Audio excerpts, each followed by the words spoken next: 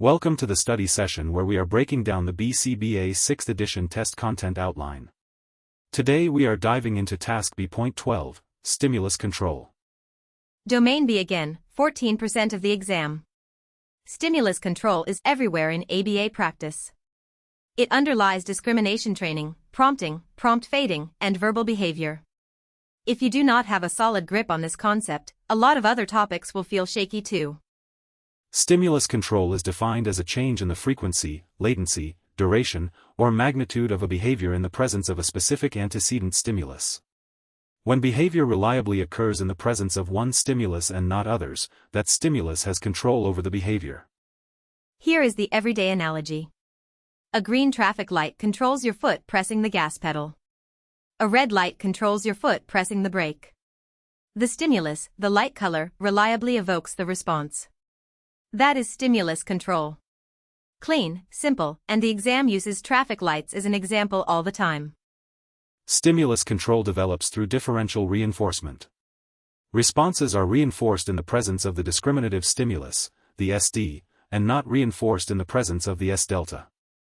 Over repeated trials, the SD comes to evoke the response reliably. Here is where the exam will try to trip you up. Stimulus control is not the same as the SD causing the behavior. The SD does not force anything. It signals that reinforcement is available. That is a critical distinction. Behavior analysts say the SD evokes behavior, not that it causes it. Let's talk examples.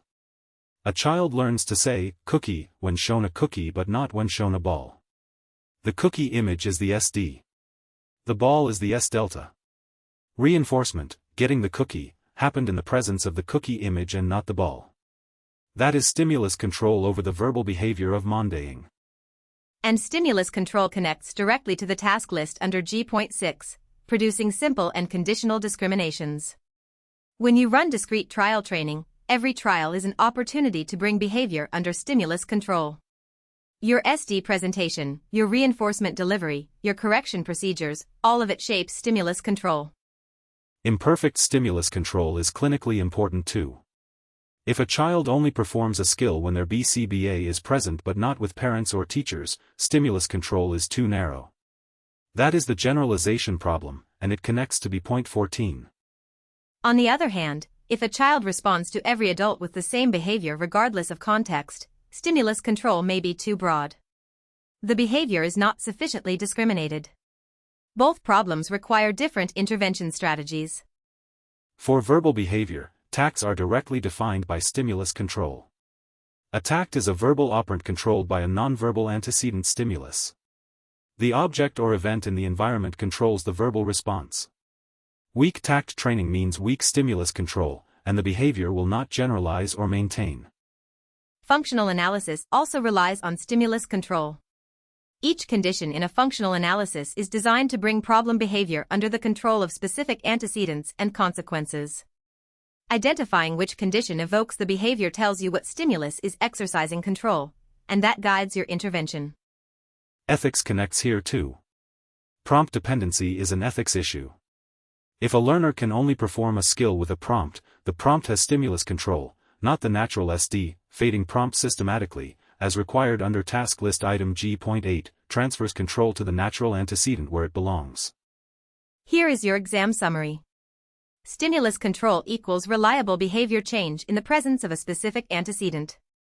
It develops through differential reinforcement. The SD evokes, it does not cause. Too narrow means no generalization. Too broad means no discrimination. Both are clinical problems you need to solve. Let's also talk about how stimulus control develops in natural environments. Most human behavior is under complex stimulus control, multiple antecedents interacting at the same time. A child who cleans their room when a parent is watching but not otherwise has behavior under narrow stimulus control. Broadening it requires programming across multiple people and settings. Multiple exemplar training is one of the most powerful tools for establishing broad stimulus control. You teach the same behavior across many different SDs so the response generalizes appropriately. Without it, you often end up with stimulus overselectivity, responding to only one feature of a complex stimulus. That is especially common in learners with autism. Stimulus overselectivity is worth knowing for the exam. It means the learner attends to only part of the SD rather than the whole thing. A child might respond to your gesture but not your words during instruction. Breaking that down and teaching to attend to the relevant features is part of effective stimulus control training. And here is one more clinical point.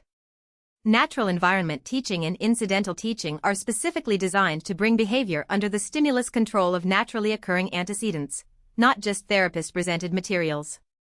That is how you get skills to show up in the real world without constant prompting. For more practice questions, visit www.bcbamockexam.com. See ya. Bye.